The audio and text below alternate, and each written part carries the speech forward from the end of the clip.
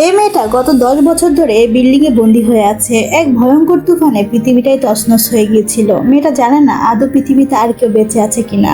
অজানা এক শঙ্কার ভয়ে সে ঘরের বাইরেও পা রাখতে পারে না। তবে হঠাৎ সে একদিন খেয়াল করে দূরে একটা বাড়ির মধ্যে হয়তো কয়েকটা মানুষকে দেখা যাচ্ছে। একটুখানি আশার আলো পায় সে, কিন্তু মুহূর্তের মধ্যে কয়েকটা নরপিশাচ ওই লোকগুলোকে মেরে তাদের সবকিছু কেড়ে নেয়। আর এবার লোকগুলো আস্তে আস্তে তার বাড়ির দিকে আসতে থাকে। এবার কি হবে মেয়েটার সাথে? এদিকে হঠাৎ একটি মেয়ে কোত্থেকে জানে তার কাছে ভেসে আসে, যা এই গল্পের টুইস্ট ও সাসপেন্সকে আরো বহুগুণে বাড়িয়ে দিবে। তো চলুন গল্পটার মূলে যাওয়া যাক। আশা নামের এই মেয়েটা হংকং এর একটি শহরে থাকে, কিন্তু এই শহর এখন আর আগের মতো নেই। এক ভয়ঙ্কর সুনামিতে পুরো শহরটাই ধ্বংস হয়ে গেছে। নিজের অ্যাপার্টমেন্টে শুয়ে সে এটাই ভাবছিল যে এখান থেকে কিভাবে বের হওয়া যায়।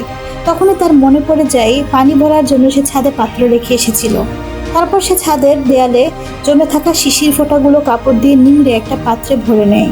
এরপর তার বাইনোকুলারটা নিয়ে এসে তার নিজের শহরটাকে দেখে চেনা শহরটাকে যেন অচেনা লাগছিল। গোটা শহর বিভীষিকার কালো মেঘে ঢেকে গেছে। শহরে না ছিল কোনো মানুষ আর না ছিল একটা পশু পাখি। 2013-তে একটা ভয়ঙ্কর সুনামিতে পুরো শহর ডুবে যায় আর লাখ লাখ মানুষ মারা যায়। কিন্তু হাতে গোনা যে কয়জন মানুষ বেঁচে ছিল তাদের মধ্যে একজন হলো আশা। তার কাছে যতটুকু খাবার থাকে সেটুকুই সে খায়, আবার শেষ হয়ে গেলে সে এদিক ওদিক খাবার খুঁজতে থাকে। 2 বছর দু চোখে কোনো মানুষ সে দেখেনি। আর তার কাছে একটি রেডিও আছে যেটা ব্যাটারি সোলার সিস্টেমে চার্জ হয়। আর সে প্রতিদিনের মতো আজও রেডিওর ফ্রিকোয়েন্সি সেট করার পর শুনতে পায় রেডিওতে একটা লোক বলছিল যে এখনো বেঁচে থাকার সম্ভাবনা রয়েছে। আমাদের কাছে খাবার আর থাকার জায়গা এমনকি সকল দরকারি জিনিসপত্রও আছে। আপনারা যদি কেউ বেঁচে থাকেন তাহলে আমাদের বলা লোকেশনে এক্ষুনি চলে আসেন। তবে লোকটা যে লোকেশন বলছিল সেখানে আসার পক্ষে যাওয়া কোনোভাবেই সম্ভব না, কারণ পুরো শহর তখন পানির নিচে চলে গেছে আর তার কাছে কোনো বোটও ছিল না। আর তবুও যদি সে সাঁতার কেটেও যেতে চায় মাঝপথে সে মারা যাবে। তখনই দূরে কিছু একটা আওয়াজ সে শুনতে পায়। দূরবীন দিয়ে দেখতে পায় দূরে একটা অ্যাপার্টমেন্টে তার মতো কিছু লোক বেঁচে আছে যারা কিনা খাবারের খোঁজ করছে, কিন্তু সে তাদের কোনোভাবেই সাহায্য করতে পারবে না, কারণ তার নিজের কাছে খাবার নেই। তাই সে চুপচাপ বসে থাকে আর মাঝে মাঝে দূরবীনটা নিয়ে সে ধ্বংস হওয়া শহরটাকে দেখে। আর এভাবে নিঃসঙ্গ একাকী জীবন কাটছিল তার। একদিন আশা দেখতে পায় পানিতে একটা বক্স ভেসে আসছে। সে ভাবে এতে হয়তো সাহায্য থাকতে পারে, তাই সে বক্সটা নিতে নিচে নামে। সে উপরের তলায় থাকে, যার কারণে সেখানে এখনো পানি পৌঁছায়নি। সে নিজের হাতে বানানো ছিপের মধ্যে একটা যন্ত্র ব্যবহার করে সে বক্সটাকে নিজের কাছে আনে।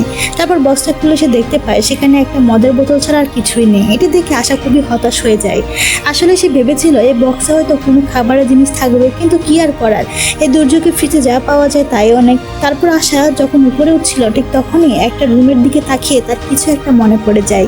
হয়তো এই রুমের সাথে তার কোনো অতীতের স্মৃতি জড়িয়ে রয়েছে।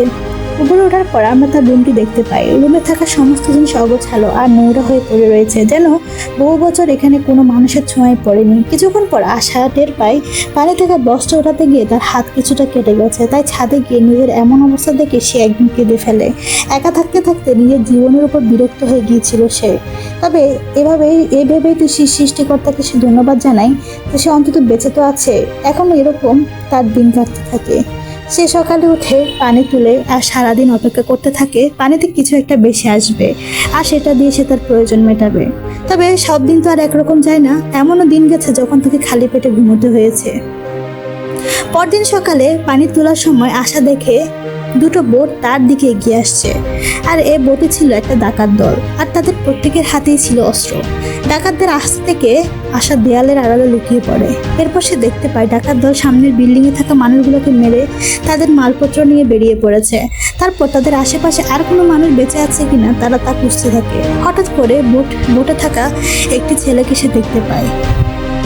ওই ছেলেটি তাকে দেখে ফেলে এবং দেখার পর তারা এই বিল্ডিংয়ের দিকে এগিয়ে আসে। আশা তখন নিচে থাকা রুমের জিনিসপত্রগুলো আরও লন্ডভন্ড করে দেয় আর খাবার দাবার যা ছিল তা লুকিয়ে ফেলে।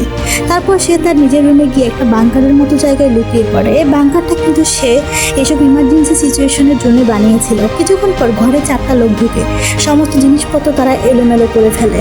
আশা সে বাংকারে গুটিসুটি মেরে বসেছিল আর মনে মনে বলছিল যাত্রায় ডাকাতগুলো যেন তাকে আর খুঁজে না পায়। তারপর ওই গ্রুপের মধ্যে থাকা 15 বছরের একটা ছেলেকে দেখে আশা তার নিজের বোনের কথা খুব মনে পড়ে যায়, যে সুনামিতেই মারা গিয়েছিল। এদিকে ঘরের মধ্যে কাউকে দেখতে না পেয়ে ডাকাত দলেরা সে ছোট ছেলেটাকে বকাবকি করতে শুরু করে, কারণ সবাই ছেলেটার কথা শুনে এখানে এসেছিল। সে ছেলেটি বলেছিল যে এখানে কেউ একজন আছে, শুধু শুধু তার কথা শুনে তাদের সময় নষ্ট হলো। আরে 5 বছর ধরে এখানে কেউই থাকে। তারপর ডাকাত দল সেখান থেকে চলে গেলে আশা সাবধানে বাংকার থেকে বাইরে বের হয়ে আসে। তবে আশা অনেক ভয় পাচ্ছিল, কারণ ডাকাত দল যদি আবার তবে তার খোঁজ করে সেখানে ফিরে আসে, তাই সে দরকারি জিনিসপত্রগুলো লুকিয়ে রাখে আর আগে থেকে অনেক সাবধানে থাকতে শুরু করে। প্রতি রাতের মতো আজও সে পুরোনো দিনগুলো স্বপ্ন দেখে ঘুম থেকে উঠে পড়ে। প্রতিদিনের মতো আজও সে দূরবীন দিয়ে দেখছিল কোনো কিছু পাওয়া যায় কিনা। আজ কিন্তু তার ভাগ্যটা ভালো ছিল, কারণ সে দেখতে পায় আজও একটা বক্স পেশে তার বাড়ির দিকে আসছে। বক্সটা খুলতে তার ভিতর সে একটা মধুভর্তি কৌটা পায়, আর টেস্ট করে দেখে সেটা এখনো পুরোটাই ভালো আছে। এছাড়াও সেখানে কিছু আদা পচা ফল রাখা ছিল, এগুলো এখন তাকে খেতে হবে, কারণ এই দুঃসময়ে খাবার দাবারের গুরুত্ব অনেক বেশি। সেদিন সে হঠাৎ দেখতে পায় একটা বক্সের উপর বেশি বেশি একটা মেয়ে তার অ্যাপার্টমেন্টের দিকে আসছে। আশা ভেবেছিল এটা হয়তো কোনো মৃত লাশ, তাই সে ওইদিকে তেমন একটা গুরুত্ব না দিয়ে নিজের কাজে ব্যস্ত হয়ে পড়ে। কিন্তু রাত্রে দেখে সে মেয়েটাই তার ঘরে ঢুকেছে, অর্থাৎ মেয়েটা বেঁচে ছিল। আশা মেয়েটার কাছে গেলে মেয়েটা দৌড়ে অন্য একটা ঘরে চলে যায়। জিনিসপত্রগুলো এদিক ওদিক করে দিয়ে শুধুমাত্র খাবারের জিনিসগুলোই সে মেয়েটা নিজের কাছে রাখে। ছোট মেয়েটার এরকম কাণ্ড দেখে আশা হেসে ফেলে। যেভাবে হয়তো এই বাচ্চাটা তার জীবন বদলে দিবে, নয়তো বা কোনো সমস্যার সৃষ্টি করবে। পরের দিন বাচ্চা মেয়েটা হাতে সে একটা খাম দেখতে পায়, আর যার মধ্যে আশা ও তার ছোট বোনের ছবি ছিল। আশা এটা দেখে ছবিগুলো দ্রুত হাত থেকে নিয়ে লুকিয়ে ফেলে। তখন তার চোখ বেয়ে পানি গড়িয়ে পড়তে থাকে। হয়তো আশা এই ছবিগুলো দেখতে চায় না, বা ছবিগুলোর সাথে তার কোনো অতীতের স্মৃতি জড়িয়ে আছে। তারপর আশা তাদের দুজনের জন্য নুডলস বানিয়ে ছাদে বসে খেতে শুরু করে। সে বাচ্চাটাও নুডলস খাওয়ার আর দুষ্টু মিষ্টি খুনসুটি দেখে সে হেসে ফেলে। সাথে সাথে তার মনে একটু শান্তিও আসে, কারণ গত 5 বছরে কারোর সাথে সে কথা বলা তো দূরে থাক, সে তার আশেপাশে কোনো মানুষও দেখতে পায়নি। আজ অন্তত কেউ একজন তার পাশে আছে, যার সাথে কথা বলে অন্তত আসার সময়টা কেটে যাচ্ছে। এরপর আশা তার পুরনো দিনের কথা ভাবতে থাকে, যখন তার জীবন এবং শহরটা একদম স্বাভাবিক ছিল। আশা তার বন্ধুদের সাথে অনেক মজা করত, কত জায়গায় ঘুরতে যেত, কত কত রঙিন সময় ছিল তার জীবনে। কিন্তু এখনের চিত্র পুরোটাই উল্টো। সে বারে বারে অতীতের পাতা উল্টে সুন্দর স্মৃতিগুলো এখনো মনে করে, কারণ এই স্মৃতিগুলো তার বেঁচে থাকার একমাত্র সম্বল। সময়ের সাথে সাথে দেখা যায় আশার সাথে সে বাচ্চা মেয়েটার একটু ভালো সম্পর্ক হতে শুরু করে। আশা গল্প করে জানতে পারে সেই মেয়েটার নাম হলো হে। হে তার নিজের সম্পর্কে বলতে শুরু করে। তার পরিবার আসলে সুনামিতে মারা যায়নি, একদিন কিছু লোক তার বাড়িতে এসে তার পরিবার সবাইকে মেরে ফেলে। আর এসব কিছু দেখে হে এর মা তাকে বক্সের উপর করে এখান থেকে দূরে পাঠিয়ে দেয়, এবং ভাসতে ভাসতে সে এখানে এসে পৌঁছায়। আমার কথা শুনে আশার মনটা অনেক খারাপ হয়ে যায়, তাই সে হেকে ভরসা দেয় যে তাড়াতাড়ি আমরা একটা বোট বানাবো আর এখান থেকে অনেক দূরে চলে যাব। পরদিন আমরা দুজনকে ছাদে দেখতে পাই। হঠাৎ করে হে ছাদের গেটটা লক করে দেয়, যা কিনা আশা টেপ লাগিয়ে ম্যানেজ করতো। এটা দেখে আশা ভীষণ রেগে যায়, কারণ সে ভেবেছিল সে এই গেটটা হয়তো খুলতে পারবে না, আর খেতে না পেয়ে এখানে হয়তো মারা যাবে। কিন্তু আশাকে অবাক করে দিয়েই হে একটা পিনের সাহায্যে দরজার লক খুলে দেয়। ছোট মেয়েটার এ ধরনের দুষ্টামি আর সাথে ট্যালেন্ট দেখে আশা অবাক হয়ে যায়। আশা তাকে বোঝায় এখানে কোনো জিনিস না বলে ধরবে না এবং আওয়াজও করবে না, কারণ বাইরে এমন কিছু মানুষ ঘুরছে যারা আমাদের দেখতে পেলেই মেরে ফেলবে। এরপর নিচে এলে আশা কিছু আওয়াজ শুনতে পায়, আর তার দূরবীন দিয়ে দেখে সেই লোকগুলো লোটপা চালাতে বোটে করে এদিকে আসছে। এটা দেখে সে তাড়াতাড়ি হেকে লুকাতে বলে, কিন্তু লোকগুলো এখানে না এসে সেখান থেকে আবার চলে যায়। গোসল করার সময় হে আশাকে জিজ্ঞেস করে তারা যদি আবার এখানে আসে তখন কি করবে। আশা তখন হেকে সে বাংকারের কথা জানায়। সে রাতে আশা লক্ষ্য করে তার গলার নেকলেসটা আর নেই, যেটা সে হেকে দেখতে দিয়েছিল। এরপর আশা সেটা চাইতে গেলে হে রাগ করে তার সবকিছু নিয়ে অন্য ঘরে চলে যায়। এখানে আমরা জানতে পারি আশার কাছে যে নেকলেসটা ছিল সেটা অনেক বেশি ইম্পর্টেন্ট, কারণ সেটা ছিল তার ছোট বোনের। সেটা সে লাস্ট 5 বছর ধরে নিজের কাছে রেখেছে। পরদিন সে ছাদে পানি নিতে যায়, তখন দেখে ছাদের সমস্ত পানি শেষ হয়ে গেছে। এটা দেখে সে একেবারে অবাক হয়ে যায়, আর নিচে এসে দেখতে পাই খাবার জল দিয়ে হে জামা কাপড় ধুচ্ছে। এটা দেখে আশা ভীষণ রেগে যায়, কিন্তু তখনই তার অতীতের কিছু ঘটনা মনে পড়ে যায়। সে তার ছোট বোনকে দেখতে পায়। সে তার সৎ বোন ছিল, কিন্তু বাড়ির সবাই তার বোনকেই বেশি ভালোবাসতো, আর এই ব্যাপারটা আশা খুব কষ্ট পেত। আস্তে আস্তে বাড়ির সকলে আশার সাথে কথা বলা বন্ধ করে দেয়, আর এসব কিছু ভাবতে ভাবতে আশা অজ্ঞান হয়ে যায়। আবার যখন আশার জ্ঞান ফিরে তখন সে দেখতে পায় হে তার জ্ঞান ফিরিয়েছে। এরপর তারা আবার উপরে উঠে যায়। উপরে উঠে যেটুকু পানি আছে ওটুকু আনার জন্য। তবে হে সিঁড়ির লাইটটা জ্বালিয়ে দিলে আশা সঙ্গে সঙ্গে সে লাইটটা নিভিয়ে দেয়, কারণ লাইট জ্বলতে দেখলে মানুষ বুঝে যাবে যে ভিতরে কেউ আছে। পানি আনতে গিয়ে আয়শা আবার সে ঘরের সামনে দাঁড়িয়ে পড়ে।